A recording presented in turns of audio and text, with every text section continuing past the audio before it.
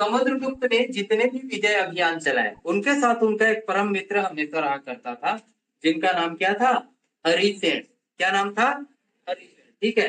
हरिसेन समुद्रगुप्त के बाल्य सखा थे, बचपन से साथ में खेले कूदे थे। हरिसेन के साथ नाम के साथ गुप्त वंश के समय का एकमात्र ऐसा पदवी है, अर्थात हरिसेन एकमात्र ऐसा व्यक्ति था जिसने एक साथ अनेक पद धारण किए। वह राज्यपाल भी था, वह अकाउंट्स भी देखता था, ठीक है, महालेखापाल भी था, महादंड विग्रहक भी था, महासेनापति भी था। बहुत सारे पोस्ट उनको दे दिए गए थे। कारण था वो केवल मित्र नहीं था बल्कि उतना ही कुशल और योग्य व्यक्ति भी था। ठीक है। तो उन सभी पदों के साथ वह उनके साथ समुद्रगुप्त सदा बना रहा। समुद्रगुप्त के हर विजय अभियान में हरिसेन उनके साथ चलता रहा। ठीक है। समुद्रगुप्त के जितने भी विजय होते थे उनकी प्रशस्ति लिखना, उसका एक रिकॉर्ड बनाकर रखना हरिसेन का काम था। क्लियर? तो हरिसेन जब समुद्रगुप्त ने दक्षिण भारत का विजय अभियान शुरू किया तो भी हरिसेन उनके साथ था और उनके विजय को उन्होंने लिपिबद्ध कर लिया। कहां पर? कहां किया गया? प्रयाग प्रशस्ति। ठीक है। प्रयाग प्रशस्ति वास्तव में कोई एक सर्टिफिकेट नहीं है जो वहां इलाहाबाद में स्थित है, बल्कि इलाहाबाद में एक स्तंभ है, ये दिख रहा है पोल। ठीक है। ये जो पोल है इसी पोल को उन्होंने आधार बनाया।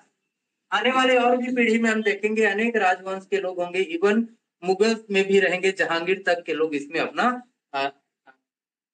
देख छोड़ते जाएंगे। ठीक है। तो इस स्तंभ में यहाँ पर देखें कुछ धुंधला सा दिख रहा होगा, यहाँ तक कुछ लिखा हुआ है। ठीक है। ये है क्या? प्रयाग प्रशस्ति। ये लेख जो है क्योंकि इस खंबे में लिखा हुआ है, वह खंबा वर्तमान में कहाँ है? प्रयाग में है, इसलिए इसको क्या कहा गया? प्रयाग प्रशस्ति। ठीक है। इस खंबे में एक तो ये लिखेंगे। हालांकि इसके पहले इस खंबे की मूल स्थापना जिन्होंने करवाई थी वो थे सम्राट अशोक। कौन थे?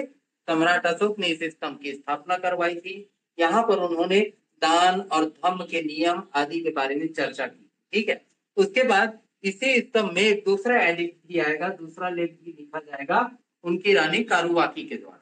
ठीक है। और इसीलिए इस खंबे को रानी का लेख भी कहा जाता है। क्या कहा जाता है? रानी का। ये तीसरा अवसर था जब हरिसेन जी इसमें अपने स्वामी के विजय अभियान के बारे में कुछ चीजें लिखी। ठीक है। इसके बाद जब जहांगीर आएगा तो वह भी इसमें कुछ। क्लियर? चार चार लोग इस खंबे में लिख चुके हैं। हाल फिलहाल ये देखा जाए कि इस खंबे को अब मूलतः किस नाम से जाना जाता है?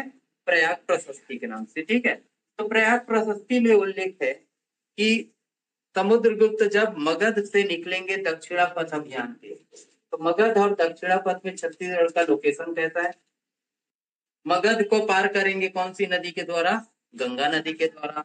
फिर सोन नदी पार करेंगे, सोन नदी पार करके रिहन नदी के माध्यम से सीधे कहाँ आएंगे? सबसे पहला जो उनका मुठभेड़ होगा वह होगा दक्षिण कौशल। कहाँ? दक्षिण कौशल। ठीक है। तो जिस समय समुद्रगुप्त यहाँ से आक्रमण करेगा उस समय दक्षिण कौशल में एक महेंद्र नाम के राजा का उल्लेख। ठीक है। आपको लगभग सभी किताबों में एक ही बात मिलेगी कि दक्षिण कौशल के राजा महेंद्र को उन्होंने पराजित किया, यही बात मिलेगी। ठीक है। कुछ किताबों में जिन्होंने शोध नहीं किया या किसी भी तरीके से इस महेंद्र का संबंध वाकाटक से जोड़ने की कोशिश करते हैं, जबकि कहीं पर भी स्पष्ट नहीं लिखा गया है कि महेंद्र का संबंध किससे है? वाकाटक से। ठीक है। बल्कि अगर और डीप स्टडी करें तो महेंद्र का संबंध राजर्षि तुल्य, जो यहाँ का लोकल अभी हम लोग पढ़ेंगे ना स्थानीय राजवंश, उसमें एक राजवंश पढ़ा जाएगा राजर्षि तुल्य, उसके साथ जोड़ना ज्यादा उचित। कारण है कि जब समुद्रगुप्त यहाँ से अटैक करेगा ये संपूर्ण पर्वतीय क्षेत्रों से आएगा। वाकाटक की राजधानी कहाँ है? एक तो नंदीवर्धन है और दूसरा बरार है। ठीक है। दोनों ही तरफ से जाते समय आपको दुर्गम पहाड़ियों का सामना करना पड़ता है। चाहे आप यहाँ से आएंगे तो अबुझ मार्ग की पहाड़ियां, मैकल श्रेणी, दुर्ग रायपुर उच्च भूमि, घूम के लिए आएगा तो शिशुपाल पर्वत श्रेणी और सिहावा पर्वत। ठीक है। ये सारी चीजों को पार करना होगा। इनको पार करके महेंद्र इससे लड़ने क्यों जाएगा? क्यों महानदी के किनारे मैदानी भाग में जाकर समुद्रगुप्त की प्रतीक्षा करेगा? संभव नहीं लगता, थोड़ा सा अजीब लगता है। ठीक है। हाँ, लेकिन इस स्थान में समुद्रगुप्त का जिस समय आक्रमण होगा अर्थात 350-370 के बीच में, तो उस समय कोई ना कोई राजवंश निश्चित रहा होगा, क्योंकि मैदानी भाग कभी भी राजाओं से या किसी भी जन बसाहट से दूर नहीं रहता। आज भी हम देखते हैं कि जो मैदानी भाग होगा वहां पर उष्माद्वीप विकसित हो चुके हैं। ठीक है, मैदानी भाग कहाँ विकसित होते हैं, या सॉरी उष्माद्वीप कहाँ विकसित होते हैं, मैदानी भागों में विकसित होते हैं। आज भी हमारे छत्तीसगढ़ के भीतर यह क्षेत्र क्या कहलाता है, उष्माद्वीप कहलाता है ना। भारत का उष्माद्वीप दिल्ली कहलाता है कि नहीं कहलाता। ठीक है, क्योंकि मैदानी भाग उष्माद्वीप का क्या अर्थ है, अर्थात विकास के लगभग सभी संसाधन एक स्थान पर एकत्रित हो जाए, उसको क्या कहेंगे, उष्माद्वीप। तो वैसी स्थिति उस समय भी मैदानी भाग में रही होगी। तो निश्चित तौर पर महेंद्र जो है इधर से न होकर के दक्षिण कौशल का ही कोई स्थानीय राजवंश का एक हिस्सा। ठीक है, चलिए, तो पहला अटैक होगा समुद्रगुप्त का कहा, दक्षिण कौशल। ठीक है, तो दक्षिण कौशल में उन्होंने दक्षिण कौशल के शासक महेंद्र को पराजित किया। इस बात का स्पष्ट उल्लेख मिलता है प्रयाग।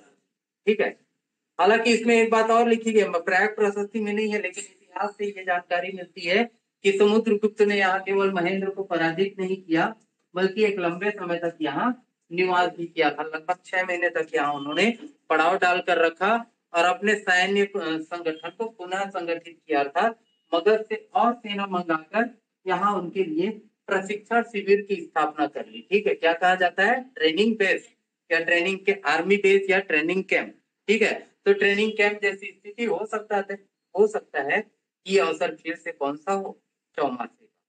ठीक है, चौमासे में नदी वगैरह पार करना उस समय संभव नहीं था, या जो भी परिस्थिति थी, कहा जाता है कि यहाँ पर समुद्रगुप्त अपनी भार्या समेत अर्थात अपनी पत्नी के साथ लगभग 6 माह तक निवास करते रहे। ठीक है, अपनी पत्नी अपनी सेना के साथ। ठीक है, यही, और इतिहासकार ये भी मानते हैं कि समुद्रगुप्त के यहाँ निवास करने के कारण अर्थात इस क्षेत्र में कौन सी नदी है, कौन सी नदी, कौन निवास कर रहा था।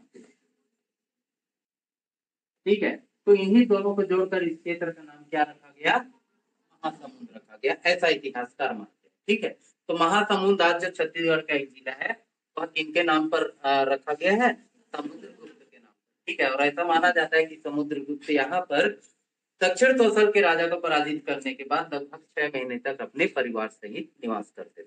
परिवार सहित निवास करने का एक और साक्ष्य प्राप्त होता है कि यही महासमुंद के निकट एक स्थान है जिसको कहते हैं टोपरा। क्या कहते हैं, टोपरा। टोपरा है क्या, टोपरा, तो मैं लिखवा दूंगा।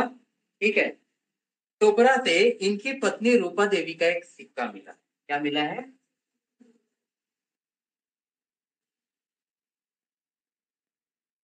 ये तो बात हुई महाराज समुद्रगुप्त के आक्रमण या विजय अभियान की। ठीक है, और जैसा मैंने कहा कि समुद्रगुप्त ने दक्षिणापथ अभियान में एक विशेष नीति का अनुसरण किया था, जिसको क्या कहते थे, ग्रहण मोक्षानुग्रहण। ठीक है, इसका मतलब ये हुआ कि इन्होंने महेंद्र को भी पराजित करके इनको मोक्ष कर दिया और अनुग्रह कर दिया, और महेंद्र लंबे समय तक यहाँ शासन करता रहा होगा।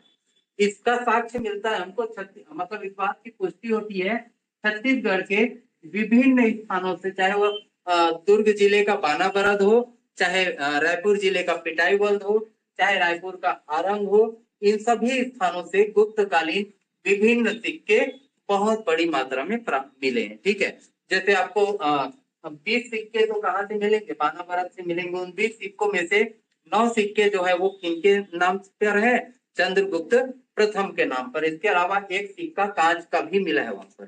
किसका मिला है, कांच का सिक्का।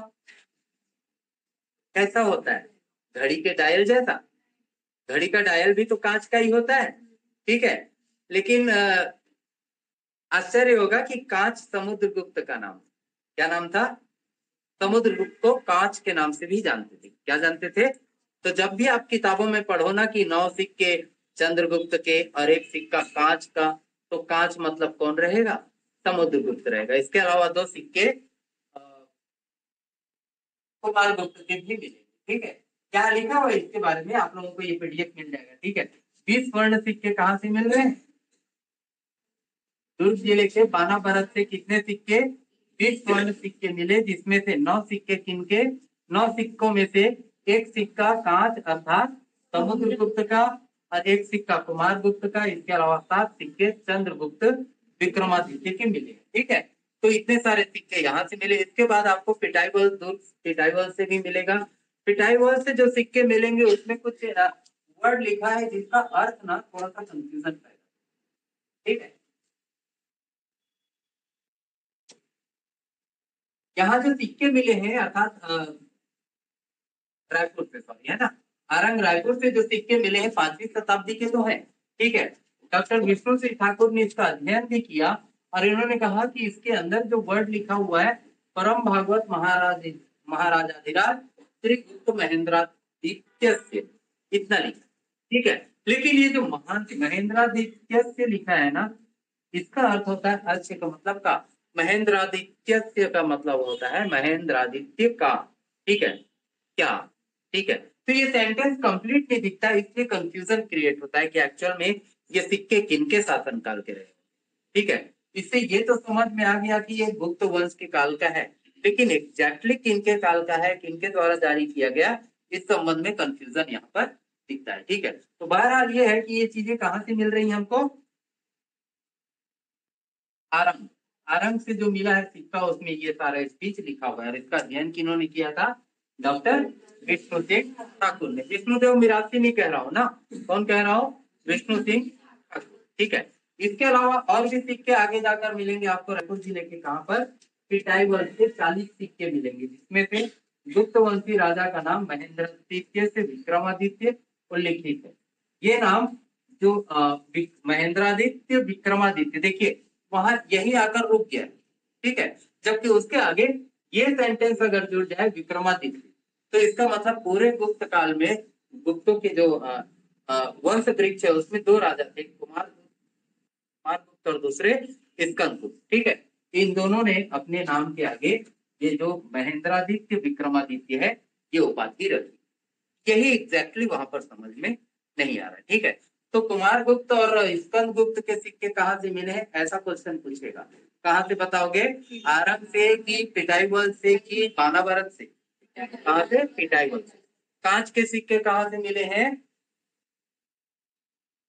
कांच के सिक्के कहाँ से मिले हैं, अभी तो पढ़े हैं पिछले पेज में, बानावरत से मिले हैं। ठीक है, 20 स्वर्ण सिक्के कहाँ से मिले हैं, बानावरत से मिले हैं। ठीक है, उनमें से 7 सिक्का किसके नाम पर है, चंद्रगुप्त विक्रमादित्य के नाम पर। एक सिक्का किसके नाम पर है, कांच के नाम पर। एक और सिक्का किसके नाम पर है, कुमारगुप्त के नाम पर। क्लियर, तो यहाँ से क्वेश्चन ऐसे वेरी करके पूछेगा, अच्छे से याद रख लेना है डिविजन को। क्लियर, फिर आगे बढ़ेंगे तो खैरताल रायपुर पहुंच जाते हैं। रायपुर के निकट एक खैरताल गांव है, यहाँ से उत्पीड़ितांक सिक्के मिले हैं। क्या मिले हैं, किसके मिले हैं, कुमारगुप्त के, और किस प्रकार के हैं, उत्पीड़ितांक है। उत्पीड़ितांक मतलब कैसा, एक हमने कहा था ना पंच मार्क कॉइन्स। ठीक है, आहत सिक्के, तो आहत करने से आपकी मुद्रा में सांचा यदि उभरा हुआ है तो सिक्कों में सांचा क्या हो जाएगा, गहराई में जाएगा। लेकिन अगर आपका सांचा गहराई वाला है तो अंदर की चीजें क्या आ जाएंगी, उभर कर सामने आ जाएंगी। ठीक है, तो यहाँ से जो सिक्के प्राप्त हुए हैं वो कैसे हैं, उभरे हुए हैं, उभार वाले हैं। अर्थात इनके सिक्कों में जो सांचा बना है, सांचा में उभार नहीं होता, तब जाके धातु उभार लिया हुआ है। मतलब आज जैसे हम लोग ढोकरा या गढ़वा कला के माध्यम से मूर्तियां बनाते हैं, तो हमारे जो सांचे होते हैं, डाइस होते हैं, उसके अंदर चीजें कैसी होती हैं, खुदी होती हैं, वहीं पर धातु पे पैक होता है। ठीक है, तो उसी तरीके से इनके जो सिक्के या प्राप्त हुए हैं वो कैसे, उभरे हुए, उत्पीड़ितांक, आहत मुद्रा और उत्पीड़ितांक मुद्रा, 2 मुद्राओं को याद रखना। ठीक है, तो कुमारगुप्त के जो सिक्के खैरताल से मिले वो किस प्रकार के हैं, उत्पीड़ितांक मुद्रा है और उसमें क्या लिखा है, महेंद्रादित्य के उत्कीर्ण किया हुआ। खरतिया से भी एक सिक्का मिला है, किनका, चंद्रगुप्त विक्रमादित्य का। अर्थात ये एकमात्र सिक्का है जो धनुर्धारी प्रकार। ठीक है, गुप्त वंश में एक विशेष बात देखी जाती थी कि कोई भी नया एक्टिविटी करना है ना, तो एक उसी से रिलेटेड सिक्का जारी कर दिया जाए। ठीक है, जैसे उदाहरण के लिए चंद्रगुप्त प्रथम ने विवाह किया तो राजा रानी प्रकार का सिक्का जारी कर दिया, एक सिक्का जिसमें राजा और रानी दोनों दिखते हो। जैसे विक्रमादित्य ने धनुष के माध्यम से कोई सिक्का जंग जीता तो तुरंत उन्होंने धनुर्धारी, या फिर राजकुल में कभी एक घोषणा हो गई कि चंद्रगुप्त जैसा कोई धनुर्धारी नहीं है, ठीक है, तो वैसी बात हुई तो चलो इसी उपलक्ष्य में एक सिक्का जारी कर दो, किस प्रकार का, धनुर्धारी प्रकार का। कभी ऐसे पता चला कि समुद्रगुप्त को बीड़ा बजाने में बड़ा आनंद आता है, मतलब संगीत में रुचि है, तो बीड़ा वादन प्रकार का सिक्का जारी कर दिए, ठीक है। कभी ऐसा लगा कि समुद्रगुप्त को तो नाव में भी रुचि है, अर्थात उनके पास नौसेना भी है, तो नौसेना को दिखाने के लिए क्या करेंगे, फिर एक नौसेना प्रकार का या नाव का पतवार खेते हुए समुद्रगुप्त को दिखाया जाएगा, ऐसा सिक्का जारी कर दिया जाएगा। तो हर एक ओकेजन में एक सिक्का वहां जारी कर दिया जाता है। उसी प्रकार के विभिन्न प्रकार के सिक्के कहाँ से, छत्तीसगढ़ के अलग से प्राप्त हुए, ठीक है। फिर समुद्रगुप्त का विजय अभियान,